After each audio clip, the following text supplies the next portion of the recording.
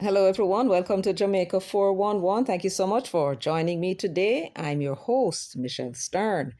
Yes, we are doing more fact checking because it seems as if not many persons have done so. So, we are going to go to the debates for today's fact check. But don't forget to give the video a thumbs up, please, as well as share and, of course, subscribe and leave your comments in the comments section. Our next question is from Dion Jackson Miller, and it goes to Dr. Holness.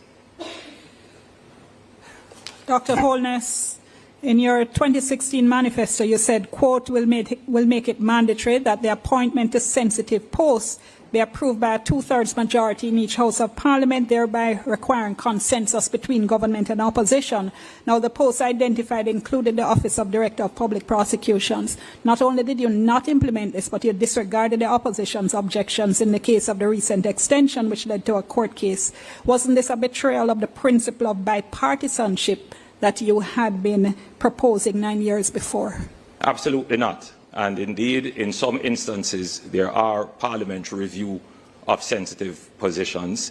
And I want to be also very clear that the constitutional reform process that we have put in place would take into consideration all of these proposals that were made. We cannot tinker with the Constitution, doing a little thing here and a little thing there, and therefore we decided to put it in a comprehensive process, again which the opposition has thwarted. I beg your pardon, Prime Minister, and everyone, let me butt in here for a moment. Let me explain the process of appointment of offices such as the DPP and so on. The Constitution says in some areas that it is the Prime Minister who makes the recommendations to the Governor General, who appoints after consulting with the leader of the opposition. Now, when Holness had promised to bring it to the parliamentary review and so on, of course, clearly what happened was that they realized that there was no need for that because the Constitution already provides. Who is the Prime Minister? He is the leader of the government side. And who is the leader of the opposition? He is the leader of the opposition side. So whenever the various services commission make a recommendation to appoint somebody to a post, it goes to the Prime Minister. It's for him to go and consult with his side, and they come to an agreement, and then he goes consulting with the opposition leader, informing him of the person that he's about to recommend to the Governor General for appointment. It is for the opposition leader to go to his side and discuss the matter and come to a consensus and then go back to the Prime Minister and say yay or nay. So the Constitution already provides the mechanism for the appointment. It is for the two sides to determine how they are going to arrive at their decision about whether they agree with the appointment, yes or no. Do you agree with me? Yes. Part of our problem is we sit down and watch what is going on in the United States, and we want to take it and put here when there is no need, because the Constitution already provides a mechanism and it leaves it open for persons to exercise options, as opposed to the United States, which has a rigid system that says that this is the way you must do it.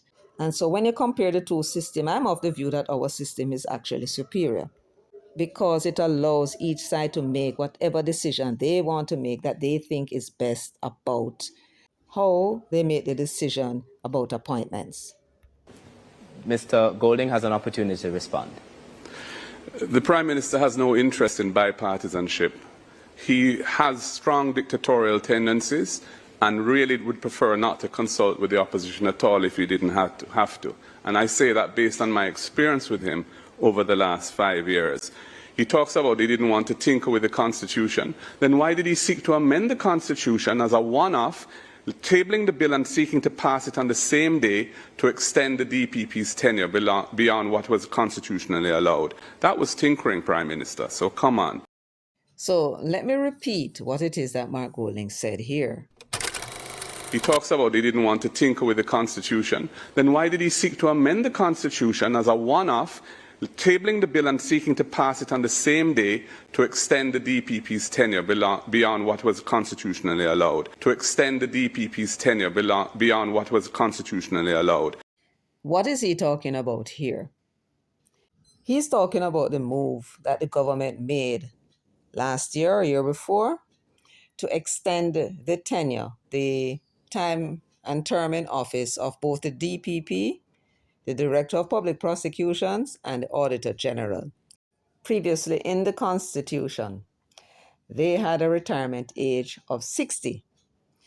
Whatever time they took the job, they retire at 60. That is what is known as tenure. They cannot be removed from office. They are not by contract like the police commissioner, who has a 3-year contract, and they may decide to renew or not to renew. In the case of the DPP and the Auditor General and one or two more positions, including that of the judges of the Supreme Court and the Court of Appeal, they have what is known as tenure. They remain in the office until they arrive at the retirement age, which is on the anniversary of their 60th birthday. Now, the background to what has occurred with respect to the DPP and the Auditor General is that their positions are a constitutional position, and therefore the retirement age set for them is in the Constitution itself. When the government made a decision to extend the retirement age of all government workers from 60 to 65, that decision was made by ordinary law. They discussed it and they debated it in the parliament when the motion was moved, and a bill was presented. I believe it went to the Joint Select Committee. From the Joint Select Committee, the bill was then put before the parliament and it was passed. So the public sector workers, their retirement age moved from 60 to 65. Now, in the Joint Select Committee, I do believe, and perhaps in the Parliament, there was a recognition that an amendment needed to have been done for the Auditor General and the Director of Public Prosecutions, but it cannot be done by ordinary law. They had to do an amendment to the Constitution in order to change their retirement age. So that was decided. But guess what?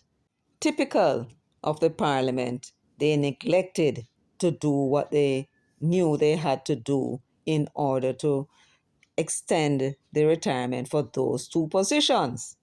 They never did it. In 2020, Paula Llewellyn's tenure was up. She was 60 in September 19 of 2020.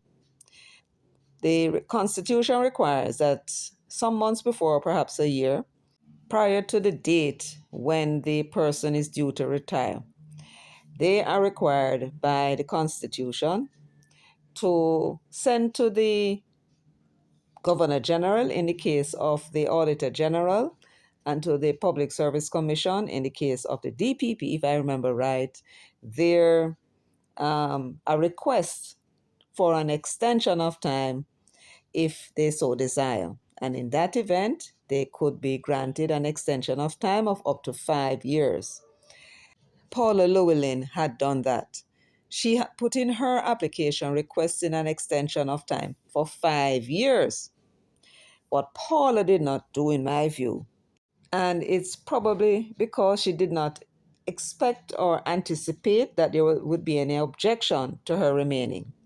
She did not state in that letter to the Public Service Commission, she did not remind them of the decision that was made in Parliament to extend her time to 65 years. She simply made the request. Dr. Peter Phillips objected. And because there is no need for an agreement, there must be consultation, but the Constitution did not say that they had to agree. So if the opposition leader were to disagree with the extension that was requested, but the Prime Minister believed that it should be extended, the Prime Minister then sends a recommendation to the Governor General for the extension and states for what period, and it will be done. In this case, that is exactly what happened, and the Prime Minister, though, compromised, I would say, and instead of giving Paula her full 5 years, he gave her only 3 years. So what happened? When the 3 years was to expire. Paula put in another request for an extension for 2 additional years. We had no clues until we saw that second request for an extension. That is when it occurred to us in the resistance that obviously what is happening here is that she was asking for the 5 years that she would have been robbed because of the neglect of the parliament. Even so, they still were late with the bringing of the motion or the bill to the parliament for the extension. And so that was why now they had to bring it this day. I think it was a Tuesday. They tabled it, they debated, and passed it the same day. And by the Friday, the Senate did the same. It was tabled, it was debated and passed the same day, and then it was rushed to the Governor General for him to pass. That was what Mark Golding was referring to. The thing about it is, this is not a situation that is ongoing. This is a matter that was settled by the court. So when he spoke about it and trying to give you, the public, the impression that something was done wrong, when the court made a decision, demonstrates, in my view, that this is a man who does not respect the decision of the courts. He does not respect the decision of the courts. He wanted something, and what he wanted was for Paula Llewellyn to go. He didn't have his way, and even though it might be said that it was a worthy lawsuit that was brought to the court, I mean, the matter was speaking about how many extensions are allowed. They were arguing only one extension. And then there's a matter of the tabling, debating, and passing on the same day a bill that amended the Constitution. That was also a worthy matter to be brought to the courts for clarity. Nothing at all was wrong with that. What was wrong, in my view, is that the court made a decision, a final decision. They did not seek to bring it to the Privy Council. And here he is, basically showing his displeasure with the decision of the court. This man has no respect for any institution of this country. He simply thinks that whatever comes to his sick mind, because this man or retarded, I don't know who is, he simply thinks that whatever comes into his sick head, that is how it should be. And nobody should be in any position, whether in the People's National Party or even in the courts or in the parliament, to say otherwise. Who is it that has a dictatorial tendency? I've been telling you for quite some time now, this is a sick man. He talks about he didn't want to tinker with the Constitution. Then why did he seek to amend the Constitution as a one-off, tabling the bill and seeking to pass it on the same day to extend the DPP's tenure beyond what was constitutionally allowed? Then why was he seeking to amend the Constitution as a one-off tabling the bill and seeking to pass it the same day to extend the DPP's tenure beyond what was constitutionally allowed? You hear that? Giving the country the impression that what was done was unlawful. Well, let us find out if that is so. So on April 20, 2024, this newspaper published Jamaica Opposition Celebrates Another Constitutional Win. Now, what was this about? The PNP had asked the Supreme Court to determine whether or not the government's decision to amend the Constitution, Section 2, subsection 1, to raise the retirement age from 60 to 65 of the DPP and the Auditor General. They wanted the court to make a determination as to whether that is valid. In other words, was it constitutional? Then they asked another question of the court. They wanted the court to determine whether or not an incumbent can elect to remain until age 65. Is it up to them to make that decision? An incumbent is the person in the office who is seeking to have their tenure extended. And in the case of the DPP, she wanted an additional extension of 2 years. But what they asked the court to determine is whether or not the addition of the words elect to remain until 65 was valid. It was their contention that it was not valid and therefore unconstitutional. Then they asked the court to make another decision as to whether or not it is constitutional to grant a second extension. And they were saying that the Constitution only says one extension. And that too is what the court had to decide on. When they brought the matter to the Supreme Court, the Constitutional Court agreed with their arguments, and this was why they were celebrating another win. Well, the government appealed, and the Court of Appeals decision came down December 2024, 8 months after the ruling of the Supreme Court. And what the government asked the Court of Appeal to do is simply to overturn the ruling of the Supreme Court. So the Court of Appeal allowed the government's appeal. In other words, they agreed with the government and they overturned the Constitutional Court's earlier decision, which is that Paula's extension was illegal. They overturned that. And what did the court decide? The court decided that the amendment to the Constitution to raise the retirement age for the DPP and the Auditor General from 60 to 65 was confirmed as a lawful and valid constitutional amendment.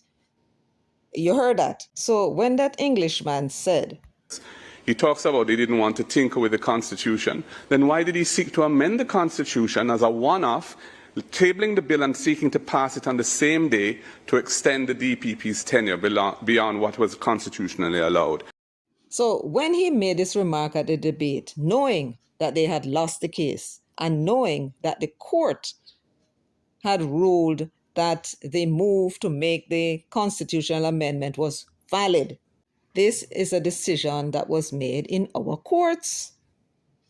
So when he came and told you what he said, giving the impression that the government had done something wrong, when the court itself agreed with the government's position and upheld the amendments to the Constitution as valid and constitutional, even the speed to which they had amended the bill, the fact that they brought it to the Parliament, tabled it, debated it the same day, and passed it, that was also ruled by the court to be constitutional. Nothing never wrong with it, is what the court said. What you're seeing here in his remarks is a man who is telling you that the court made a decision and he does not accept it. The courts make a decision and he does not accept it.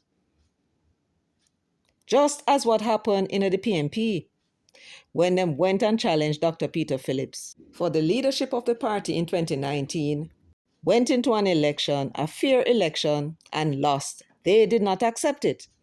And they sought to undermine the PNP to make it lose the election, the general elections of 2020, so that they can elevate themselves into the position that they are in now. And he is accusing somebody else of having dictatorial tendencies. Having won the leadership of the PNP in November of 2020 in an unfair way with fake groups, which of course is corruption, they then sought to change the party's constitution so that nobody can challenge him until he faces his first election, because he's a weak and ineffective leader. So in order to protect his position, the party's constitution had to change. There is no longer any democracy in the PNP. They cut that out in order to protect themselves from the comrades who found out what they had done to make the PNP lose the general election in 2020. And they wanted them out of the party, right? And he is coming to tell you that somebody else has dictatorial tendencies, all because he wants something and they decide that they because they have a majority, rule against him. Him decide now that him don't like that and start to accuse them of something that is a reflection of himself. This is not a man that is fit for purpose. This is not a man that anybody should think possesses either the character or the mental capacity to lead this country. Now, for those of you who think or that you are comrades and you are blood and fire comrade and you this is a man and him is this and you're PNP and you want to put him there, good luck to you. But I sincerely hope the majority sees and understand what it is that they're looking at. A liar, a deceiver. And in our personal lives, when people lie to us, do we believe them when they tell us something else? Of course not. But as we know them lie. So you can't trust anything that they tell you. And that's a problem with people who lie. Then you have those who are deceivers. And whenever we see in our personal lives somebody who deceived somebody or deceived us, do we give them a second opportunity to deceive us? Of course not. We reject them. Anything them come with, we don't believe them. We stay far from them. And that is exactly the way that you treat those persons who are coming to you seeking leadership. You catch them in one lie. That's all you need. And then it's going to be extremely difficult for you to believe anything else you hear coming from their mouths, including anything that they promise you. And then if you find out that they are deceivers attempting to deceive you in any way, once you know that that is so, you stay far from them. It now becomes a matter of trust. Can you trust a liar? And can you trust a deceiver? And you would know, every single one of you voters, you would know from your own personal experience that you cannot trust a liar and you stand far from a deceiver. And for those of you who are comrades, I understand the position that you're in. It was the delegates of the PNP and their cheating that put you in this position. We're the lowest of all low human characteristics. A liar and a deceiver is now leading the People's National Party. What are you supposed to do? You ask yourself, what are you supposed to do? You love your party, but I would recommend that you love yourself more and your country even more. You put a liar and a deceiver in Jamaica House. What is the result that you expect to get? What good thing can you get from a dirty vessel? You think about that, and then you make a decision, and you have three options, two of which I'm sure will be more palatable to you. You're going to either go and vote for this dirty vessel, or you stay home if you object to having such an individual in Jamaica House. You did not ask for this individual. They forced him on you. Now you must make a decision, whether for your party or for your country. You are either going to go and vote for this dirty vessel and lose the PNP forever, or you stay home. You can still lose the PNP even if he loses by voting for a Rise candidate and they dominate in the House. The PNP will be lost to you forever. This is no joke. This is a serious matter. And therefore, my comrades, brothers, and sisters, you decide what it is that you're going to do. Well, that's what I have for you today. I hope that I've been able to give you some information that you may not have had before. If you find this informative, please go ahead, give the video a thumbs up if you have not yet done so. Share the video as well and subscribe. Until next time, take very good care of yourselves and walk good.